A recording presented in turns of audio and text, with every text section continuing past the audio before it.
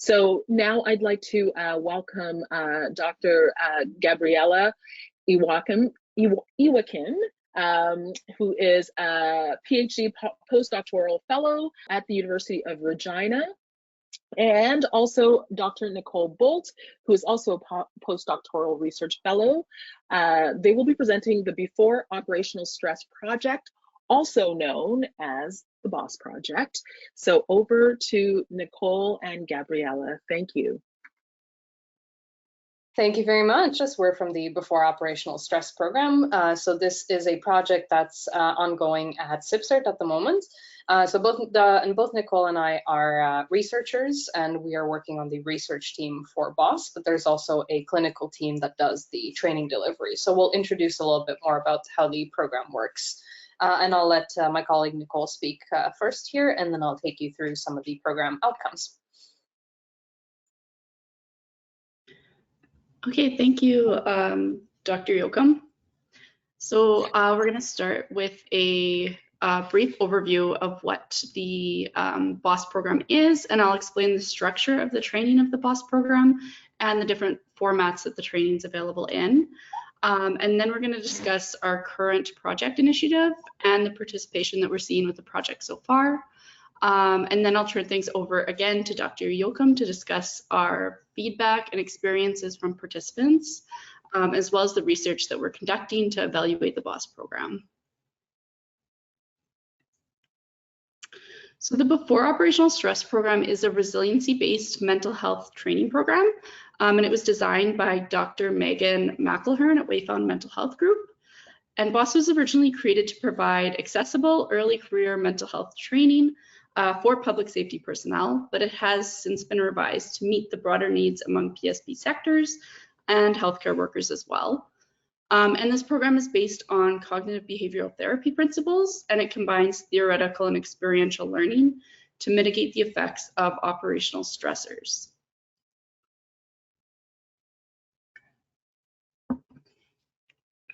So BOS was initially designed to be an 8-week in-person group program, and each session focused on one module listed in order here. And each session lasted about 2 hours, consisting of a clinician-led didactic component or learning component, and then followed by some dedicated group processing time. And BOS is designed to be administered over 8 weeks with one module per session. So the first 6 modules teach public safety personnel to understand the process, to understand and process the connections between their thoughts, emotions, physical sensations, and behaviors. And the final 2 modules are designed to enhance interpersonal relationships by teaching communication and coping skills. So BOS is currently available in 3 delivery modalities. So that original program that I was talking about earlier is the intensive modality. This is the in-person program where you're assigned to a group with 8 to 10 other public safety personnel, and you go through the training week by week with a clinician. And then this training has both that learning and that group processing component, where PSP get to work through the presented material and then share stories of how that material is applicable to them in their lives. And there's also a peer delivery option where you're still in a group with 8 to 10 other PSP, and the group is led by a clinician, but the training is delivered over video conferencing, and it doesn't include dedicated group processing time. So the sessions for the peer format are only an hour long instead of 2 hours long. And then finally, BOS was also expanded to include an online self-directed course option. So this is called BOS Online, and the online modality consists of pre-recorded online classes that can be completed at one's own pace. And BOS Online is the most widely distributed version of the program, as it's less resource intensive than the other 2 modalities and more accessible to PSP Canada-wide. And so far there's 1 published study evaluating BOS in that intensive modality, the original in-person modality. And in this study, BOS intensive was associated with small improvements in post-traumatic stress disorder symptoms, quality of life, social support, and mental health stigma.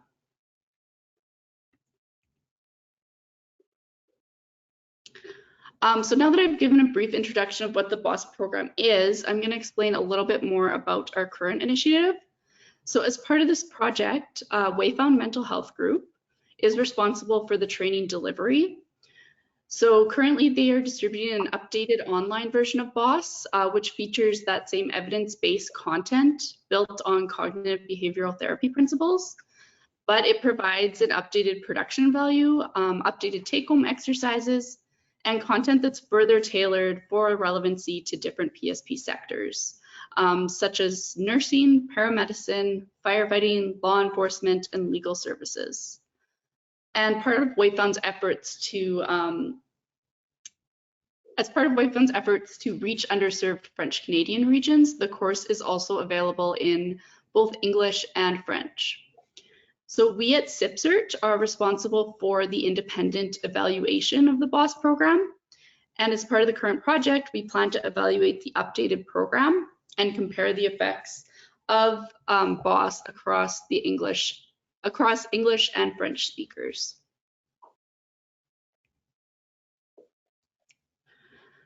So with funding provided by the Public Health Agency of Canada, BOS has been available for free for organizations and individuals to participate in. So far, there's over 70,000 public safety personnel that have trained with the BOS program. And major organizations so far include EMS, healthcare, law enforcement, legal services, fire, and paramedicine, with many other sectors that are not listed participating as well. So now I'm going to hand it off to Dr. Yoakum to tell you more about the feedback that we've received with the BOS program and explain about our current research and what we've learned so far with our evaluations. Thank you. So we've had some great opportunities to conduct some research evaluations with the BOS program with the past years of funding. So we've gotten a lot of great feedback about the program from participants that have been going through the different training delivery modalities.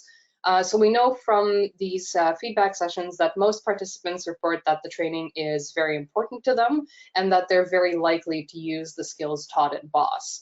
And participants were also very confident that they could implement the skills that they learned, which is very important to us. So that's very encouraging feedback from participants so far. Most people also reported that they had used the skills that they learned on a weekly basis. So these seem to be skills that are implementable relatively quickly and implementable routinely across their lives. And the top skills that participants developed and that they retained after the program were reported to be self-monitoring with the window of tolerance, which is a method that's taught by BOS to check in with your mental and physical needs. The breathing exercises, communication skills practices, and opposite action exercises. So these are, for example, if you're feeling very overwhelmed, there can be different behavioral exercises that you can do to contradict that feeling of being overwhelmed. But of course, the main skills that were useful for people and that were important to people differed from person to person. So there's no one right fit for which skill is the best one out of the ones taught. But it's pretty encouraging that people seem to be taking away a lot of these skills from the program and that they were using them on a weekly basis after the program. So with the research initiative here, we've had funding support from the Public Health Agency of Canada to be able to conduct research studies about the training as it's been going. And we've split our data collections into essentially two big sides. So we are collecting data through surveys where people complete surveys before they start the program and then after the program and some follow-ups. And with these surveys, we'd like to answer questions such as whether or not BOS improves aspects of someone's mental health.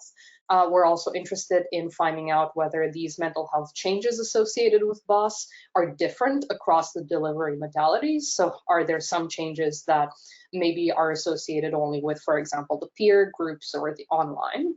And we're also interested in finding out whether these mental health changes associated with BOS are different for English and French speakers, because there is that cultural element where some of these skills might be interpreted differently or have different usefulness in different backgrounds.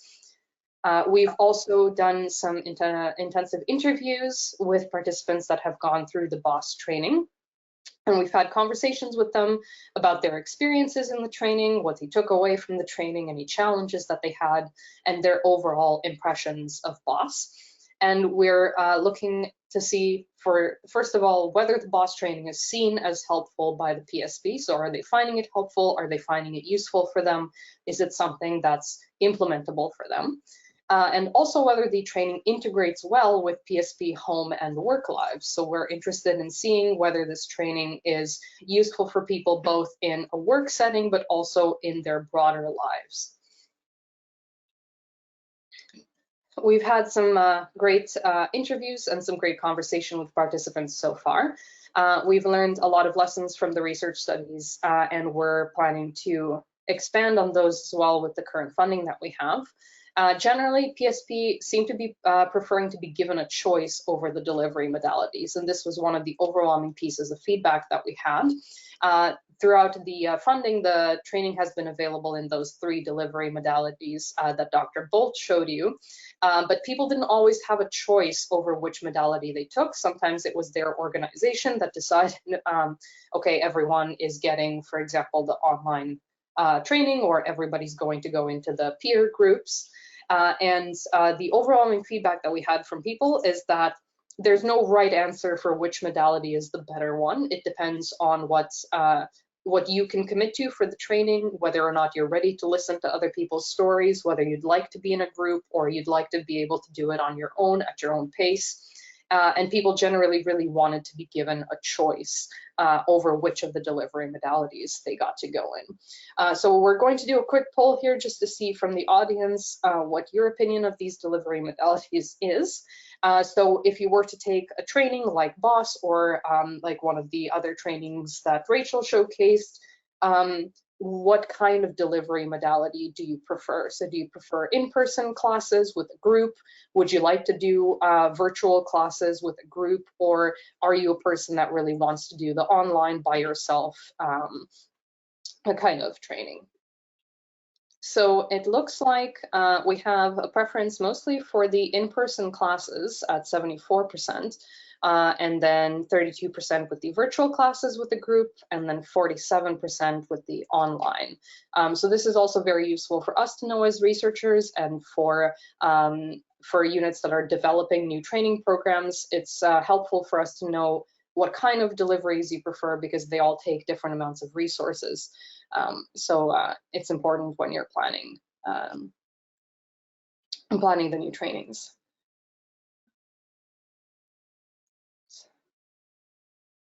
So we've also talked to PSP about any challenges that they encountered while they were taking the BOS training, or anything that they didn't like about the training or found difficult. And overwhelmingly, we had PSP discuss challenges from organizational pressures. So organizational pressures such as mandatory overtime, lack of equipment, or short debriefing times can really impact mental health, and can make it more difficult to seek out mental health resources or to keep up with these sorts of trainings. Participants found that this was one of the major challenges that they were encountering when they were going through the BOS training specifically.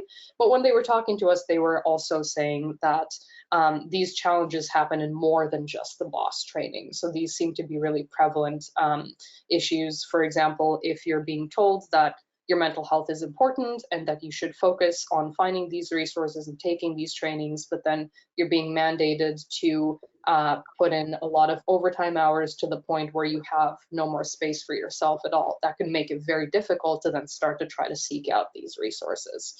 So we'd also like to know from you if you have been negatively impacted by organizational stressors. And I know that this is quite a loaded question, but it's just for us to get a general understanding of whether these types of challenges are prevalent across all of the different sectors of PSP, or whether it seems to be something that's a little bit more localized. So it looks like we have an overwhelming amount of people answering yes, the 84%, and then 16% as no. So this again is very useful for us to know as well. Part of our responsibilities as researchers, and then broadly at CIPHER, are to work with PSP organizations and with governments to try to remove some of these challenges, so that PSP can have easier access to mental health training and can get more out of the mental health training as they're taking it. So I want to close here with a quote from one of the participants that we spoke to in our interviews. Your mind is your greatest personal protective equipment. We've heard overwhelming from participants that mental health is important to them, that they're seeking out mental health resources, and that they're going through these trainings, but that there are those barriers and challenges in place that make it really difficult to get to the trainings or to use some of the lessons that are given in the trainings. And then our responsibility here at CIPHER is to take that and then liaise with the organizations and the governments to hopefully make a better path forward and remove some of these barriers as we're going forward.